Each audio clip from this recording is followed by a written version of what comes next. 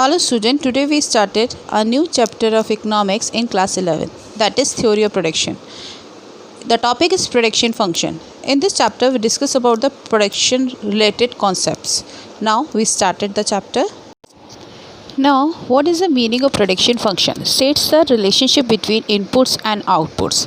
So there are so many factors which is used for the production. That is, first one is land, second one is labor, and third one is capital. So these are the factors which is used for the production. In a mathematical presentation of Q is equal to F K L L A. Q represent output, K represent capital, L represent land, and LA represent labor. So there is a relationship between capital, land and labor. यहाँ पे generally हमें इन सारे factors का use करके जो एक output बनता है वो प्रोडक्शन फंक्शन कहलाता है. तो हम लोग जो इनपुट्स करते हैं वो है land, labour, capital, entrepreneurship. After that output giving न some product which is car, houses, extra. So this is called production function. Now in this slide we discuss about the factors of production. First one is land. ज़रूरी क्यों है हमारे लिए land? क्योंकि जो भी हम प्रोडक्शन करना है तो हम फैक्ट्री का इस्टेब्लिश करेंगे लैंड पे. Second labour.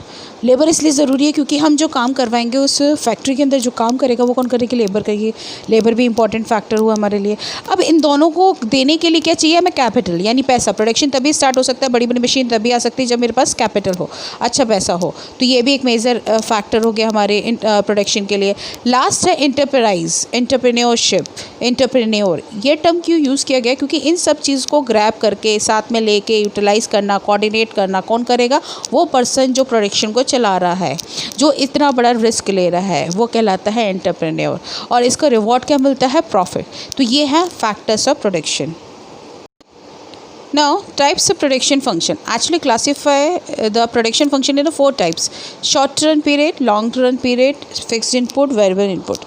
Short run period means ये वो टाइम पीरियड होता है जो वहाँ पर एटलीस्ट जो इनपुट्स हम लोग लगाते हैं वो कम ड्यूरेशन के लिए होता है. जैसे कि आपके फैक्टर्स प्रोडक्शन हो गए, जैसे आपका लैंड हो गया, आपके इक्विपमेंट्स, बिल्डिंग्स, शॉर्ट टूल्स, ये सब हमारे शॉर्ट रन के होते हैं. थोड़े टाइम पीरियड में हम इसको दूसरे खरीद के ला सकते हैं टाइम पीरियड में अगर कुछ चेंजेस होने होंगे. तो एग्जांपल्स हैं ये. लॉन्ग रन पीरियड वो होता है जिसमें हम जितने भी इनपुट्स होते हैं सब वेरिएबल्स हो जाते हैं. वेरिएबल मतलब चेंज हो सकते हैं. शॉर्ट रन में चेंज नहीं होते हैं, लॉन्ग रन में चेंज हो सकते हैं. शॉर्ट रन में कौन चेंजेस करेगा? अगर मुझे 6 महीने काम करना है तो ज़मीन बेच के, बिल्डिंग बेच के, मशीनरी बेच के कर सकती हूँ काम? नहीं कर सकती. तो इतने शॉर्ट पीरियड में कोई काम नहीं कर सकते. तो इसमें फिक्स फैक्टर्स रहते हैं, वेरिएबल नहीं रहता. हर चीज़ है ना फिक्स्ड रहती है. और लॉन्ग रन में वेरिएबल सब चेंज कर सकते हैं. हम यहाँ पे मशीन चेंज कर सकते हैं, लैंड चेंज कर सकते हैं, बिल्डिंग चेंज कर सकते हैं, सब चेंज कर सकते हैं. नेक्स्ट है फिक्स्ड इनपुट. फिक्स्ड इनपुट्स वो होते हैं जिनकी क्वांटिटी चेंज ही नहीं होती अकॉर्डिंग टू आउटपुट. आउटपुट के हिसाब से चेंज नहीं होती. जैसे मशीनरी, लैंड, बिल्डिंग, टूल्स, ये सब चेंज नहीं होता. वेरिएबल इनपुट ये क्वांटिटी के साथ चेंज हो जाती है. जैसे रॉ मटेरियल, ट्रांसपोर्टेशन, कम्युनिकेशन. अगर आउटपुट ज़्यादा चाहिए तो इनकी क्वांटिटी हम बढ़ा सकते हैं, कम चाहिए तो कम कर सकते हैं. तो ये टाइप्स ऑफ प्रोडक्शन फंक्शन है. Now concept of time. ये टॉपिक इसलिए इम्पॉर्टेंट है थोड़ा सा क्योंकि ये पता होना चाहिए, आगे भी पढ़ोगे आप लोग, कि हम लोग जो टाइम ड्यूरेशन निकालते हैं वो किस हिसाब से. तो अल्फ्रेड मार्शल्स ने कुछ 4 टाइम पीरियड्स बताए. उन्होंने 4 टाइम पीरियड्स को डिफाइन किया है. फर्स्ट है market price. A very short period in which supply is fixed, यानी सप्लाई चेंज नहीं होती, फिक्स्ड होती है, वो होता है market period. No reflection action in price on the quantity supplied. यहाँ पे प्राइस का कोई इफेक्ट नहीं पड़ पाता. बहुत छोटा टाइम पीरियड होता है और इतनी सप्लाई करनी है तो उतनी ही सप्लाई होती है, वो मार्केट पीरियड होता है. Short run, a period in which firm can change production and supply but can not change plant size. हम प्लांट साइज़ को चेंज नहीं कर सकते, इसमें हम सप्लाई को चेंज कर सकते हैं, प्रोडक्शन को चेंज कर सकते हैं बस. मतलब आप बड़ा बड़ा प्रोडक्शन हाउसेस नहीं कर सकते हो, छोटा बड़ा नहीं कर सकते हो. Higher prices cause larger quantity to be supplied. यहाँ पे प्राइजेस हायर हो सकते हैं शॉर्ट रन में. नेक्स्ट है long run. Plant size can vary and all cost become variable. यहाँ पर सब कुछ बदल सकता है लॉन्ग रन में. आप चाहे फैक्टर्स को बदलिए, चाहे आप प्राइजेस को बदलिए, या किसी भी चीज़ को आपको बदलना है आप बदल सकते हैं क्योंकि टाइम ड्यूरेशन आपके पास बहुत है. Secular period, very long run, permits technology and population to vary. अब यहाँ पर हम सबको परमिट कर देते हैं, नई नई टेक्नोलॉजीज़ की चीज़ें लेके आओ, पॉपुलेशन के अकॉर्डिंग आपको नई नई डिमांड की चीज़ें बनानी है, बना सकते हो. तो ये 4 टाइप्स के कॉन्सेप्ट लेके आए अल्फ्रेड मार्शल. अब मैं आप लोग को बता रही हूँ वेरिएबल फैक्टर्स और फिक्स फैक्टर्स क्या होते हैं। हम लोग पढ़ तो रहे हैं variable factor, fix factor actual होता है क्या। वेरिएबल फैक्टर्स का मतलब होता है वो फैक्टर जो हम चेंज कर सकते हैं शॉर्ट रन में। चेंज कैसे कर सकते हैं, जैसे आपको बता देती हूँ, मशीनरी हुई आपके पास, लैंड हुआ, बिल्डिंग हुआ, आप इनको छोटे 6 महीने में बेच के कर सकते हो कोई काम? नहीं कर सकते ना। तो यहाँ वेरिएबल फैक्टर्स में जो चीज़ें होती हैं वो चेंज की जा सकती हैं, बट जो फिक्स फैक्टर्स होते हैं वो फिक्स्ड होते हैं, वो चेंज नहीं होते शॉर्ट रन में। ये बात याद रखिएगा, शॉर्ट रन में वेरिएबल चेंज हो सकता है, फिक्स नहीं होता है। जो वेरिएबल होता है वो आउटपुट के साथ चेंज हो सकता है डायरेक्टली, बट जो फिक्स फैक्टर्स होते हैं वो डायरेक्टली आउटपुट के साथ चेंज नहीं हो सकते। ज़्यादा से ज़्यादा प्रोडक्शन चाहिए तो मैं नई बिल्डिंग नहीं खरीदूंगी, ना ही कोई बड़ी मशीन खरीद के लेके आऊँगी। वेरिएबल फैक्टर्स के एग्जांपल है labour, raw material, extra. Fix factors के example capital, land, plant, machinery, extra. तो आप देखिए लेबर को हम घटा सकते हैं, बढ़ा सकते हैं, क्योंकि अगर हमारे पास आउटपुट ज़्यादा नहीं है, हमें ज़्यादा प्रोडक्शन नहीं करना, लेबर को निकाल दो। आपको प्रोडक्शन ज़्यादा कराना है, रॉ मटेरियल ज़्यादा कर लो। तो ये क्या चेंजेस हो सकते हैं, बट फिक्स फैक्टर में मैं ना प्लांट के साथ कुछ कर सकती हूँ ना कैपिटल के साथ कर सकती हूँ। तो ये दोनों की डिफ्रेंशिएशन क्या है। अब जो हम स्टार्ट करते हैं चैप्टर, जो मेनली स्टार्ट होता है कि प्रोडक्शन फंक्शन एक्चुअल में किस तरीके से पता करते हैं, कौन से 3 टर्म्स है जिससे हमें प्रोडक्शन फंक्शन पता चलता है। वो 3 टर्म्स मैं बता देती हूँ, TP, AP, MP.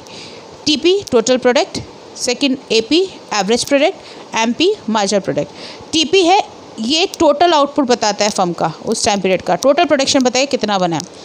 Average product ये बताता है कि एक पर यूनिट वेरिएबल इनपुट लगाने से कितना प्रोड्यूस हो रहा है।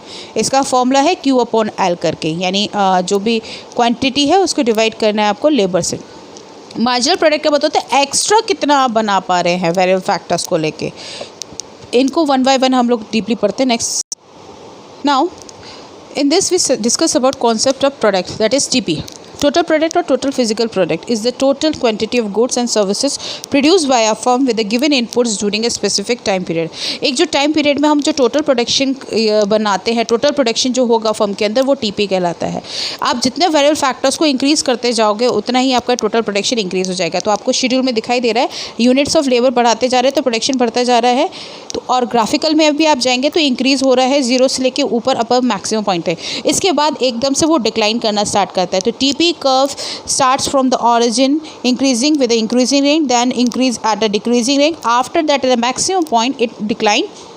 अब वो ऐसा क्यों होता है, क्योंकि जब प्रोडक्शन सारी रिसोर्सेज को प्रॉपरली यूटिलाइज कर लेता है उसके बाद डिक्लाइन होना स्टार्ट हो जाता है।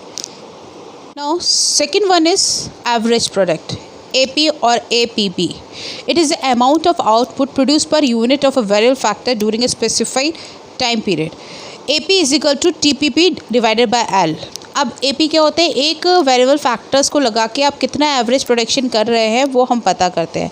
इसका जो न्यूमेरिकली हम जो सॉल्व करेंगे सिंपली वो है TPP डिवाइडेड बाय L, यानी टोटल प्रोडक्शन को डिवाइड कर दीजिए लेबर से तो आपका एक AP निकल आएगा।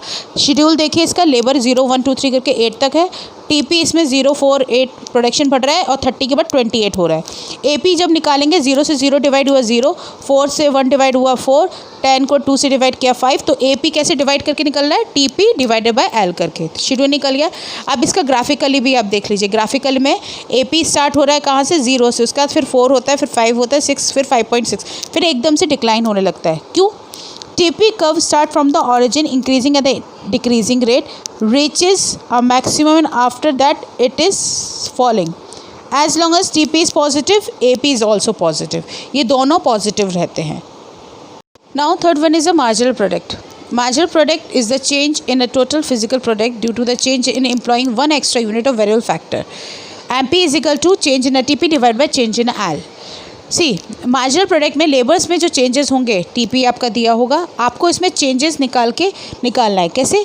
जैसे 0 से ऊपर 0 होगा तो यहाँ पर इन्फिनिटी है पहला, फिर आपको क्या करना है, 4 - 0 4 आया, 1 - 0 डिवाइडेड किया तो 4 आ गया, फिर 10 - 4 6 आया, 2 - 1 कितना आ गया 6, तो ये 6 डिवाइडेड 1 कितना 6 आ गया। तो ये एमपी आपको ऐसे निकालना है, यानी नीचे से ऊपर वाली वैल्यू को माइनस करते जाना है, जिसको हम चेंज बोलते हैं।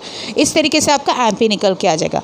ग्राफिकली इसमें देखो, MP curve starts from the origin increasing, initially reaches at a maximum and because of negative when TP is maximum MP is 0। याद रखिएगा रिलेशनशिप, अभी आपको बताऊंगी उसमें आएगा ये। जब टीपी मैक्सिमम पॉइंट पे होता है एमपी 0 हो जाता है।